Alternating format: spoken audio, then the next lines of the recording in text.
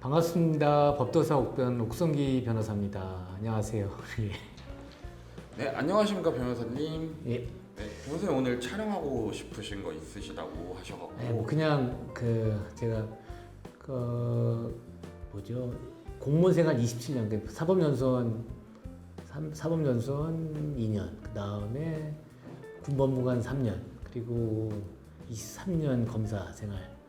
그래서 27년 이제 공직 생활 하다가, 공무원 생활 하다가, 변호사는 이제 한 4년 됐거든요. 4년 하면서, 검사하면서 만난 사람들과 변호사 하면서 만난 사람들, 그리고 그 속에서 하여튼 어떤 소회를 한번 제가 그냥 도움이 될까, 아니면 저의 그냥 느낌, 그런 것들을 얘기를 하고 싶어서 그냥 이 자리를 마련했습니다. 그러니까 공직 생활을 하시면서 만났던 사람들이랑 네. 변호사를 이제 하면서 만났던 사람들에 대해서 좀 얘기를 해보고 싶다. 예. 그럼 이제 변호사님께 한번 이야기를 들어보도록 하겠습니다. 이게 참 두서가 없을 수도 있지만 양해해 주시고, 검사 23년 하면서 이제 도저히 이제 수긍할 수 없는 판결 등이나 뭐 그런 것들이 한 3건 정도 있었거든요. 3건 정도 있어가지고 나름대로 참 이런 게 도저히 승복할 수 없다. 진짜 이건 아닌 것 같은데라고 있었는데, 제가 4년 이제 변호사 생활하면서 벌써 한 5건 정도 지금 경험을 하고 있습니다. 그래가지고 그리고 그러면서 느끼는 게, 검사를 하면서 만난 세상, 그리고 그 세상 속에서 만난 사람들은 그래도 내가 진짜 선별해서 만났구나 라는 걸 느끼면서, 세상에 한 진실이 있다면 그 진실의 한 반 정도 밖에 제가 경험하지 못하고 살았구나라는 생각이 듭니다. 그리고 반면에 변호사 하면서 이제 의뢰인으로 만나거나 뭐 기타 여러 경우에서 이렇게 만나는 사람들, 그때보다 훨씬 더 다양하고 더 훨씬 진실에 가까운 것들입니다.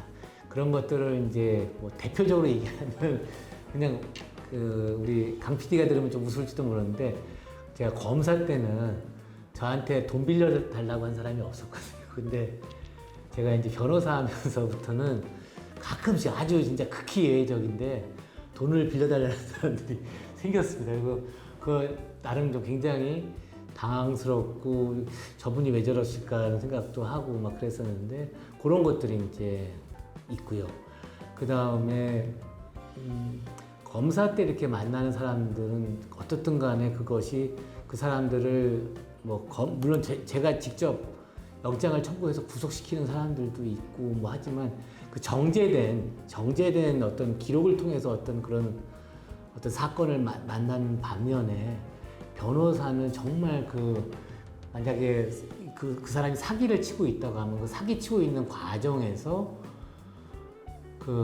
사람들을 만나고 그 과정에서 이제 보면서 훨씬 더 이렇게 정말 진짜 나쁜 사람들을 보는 것 같습니다. 정말 그래서 그런 사람들을 보면서 느끼는 거는, 정말 이런 사람들은 내가 어떻든 빨리 분별심을 가져가지고 만나지 말아야 되겠다라는 생각을 하게 되고, 그리고 제일 문제는 뭐냐면, 그래서 저는 막 그런 사람을 만나가지고 피해를 입거나 아니면은 아니면 피해를 입은 사람 얘기를 들으면 되게 속상해하고, 그 상대방이 이제 제가 한 의뢰인의 상대방인데, 그런 사람들이 왜 지금 빨리 처벌받지 못하고 있는지 막 하면서, 그렇게 하면서 좀 저 스스로 막 스트레스도 받고 막 그랬었는데, 최근에 이제 제가 유튜브도 보고 이렇게 하면서 제가 깨달은 것 중에 하나가, 그런 사람들은 절대 우리가 속상해하는 만큼 속상해하지 않는다는 거죠.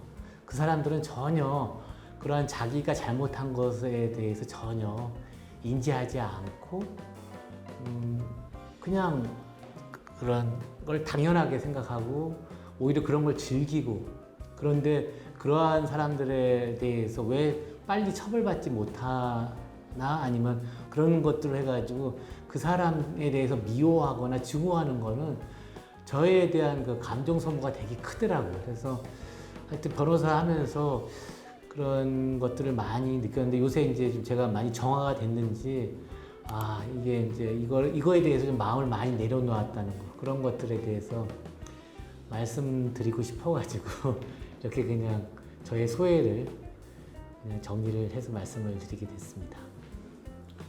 그러니까 이제 어떻게 보면 직업이 바뀐 거라고도 볼 수 있는데 예, 소위 말하는 네. 그 저 갑으로서 살다가 을, 병, 정으로 살면서 느끼는 그 세상살이에 대한 소회인 것 같습니다. 네, 변호사님 저한테 이제 무속 관련해서 촬영하고 싶으신 게 있으시다고 하셔가지고 또 카메라를 켜게 되었는데 어떤 내용인지 좀 들어볼 수 있을까요?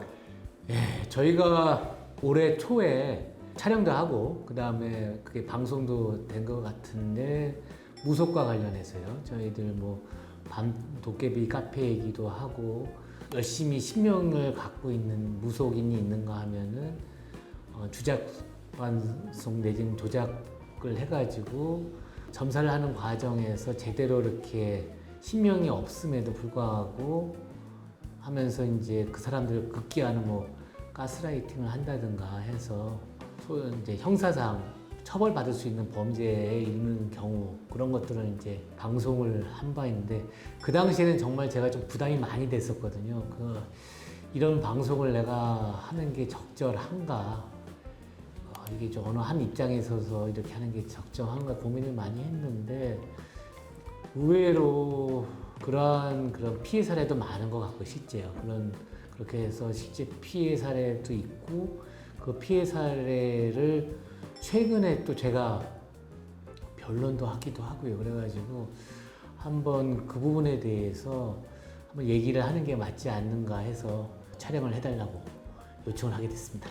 실제로 그때 준비하시면서 되게 많이 부담되신다고 하셨고 포기도 그렇습니다. 할까도 하셨는데 네, 그러니까 맞습니다. 저희의 간곡한 설득에 의해서 그럼 한번 해봅시다라고 하셔서 촬영을 해주셨는데 네, 맞습니다. 네, 그때 이후로 좀 무속에 대해서 보는 시선도 많이 달라지시고 생각도 많이 달라지셨다고 얘기해 주셨는데 또 이렇게 또 촬영을 하시자고 하시니 그럼 이제 어떠한 이야기를 준비를 하셨는지가 좀 궁금합니다.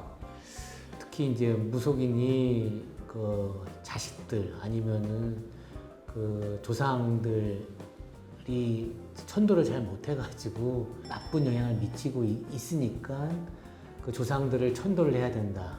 아니면은 뭐 살풀이 구슬 해야 된다. 뭐 하면서 지나치게 금품을 요구하고 그래가지고 그런 사람들이 검증을 받아가지고 없어지는 게 맞는 것 같은데 그런 것들과 관련해서 요새는 정보통신망 비밀보호 등에 관한 법률 그 허위 사실을 적시한다든가 아니면 우리나라는 또 명예훼손이 사실을 적시해도 처벌을 하거든요. 그래가지고 그런 고소 고발도 맞고소하기도 하고 그에 대한 손해배상 청구서도 많고 또 그다음 그 부값이 많다는 등의 이유로 해가지고 그 사람을 또 고소도 하고 또 가장 이제 슬픈 현실인데 애동제자라고 하는데 그 제자들을 또 소위 말하는 가스라이팅 시켜가지고 그 사람들을 어렵게 하거나 해가지고 신용불량자로 만들고 뭐 그런 것들 그것이 또 사회 문제가 돼가지고 방송이 되고 하는 그런 일련의 것을 보면서 저의 전문 영역은 아니지만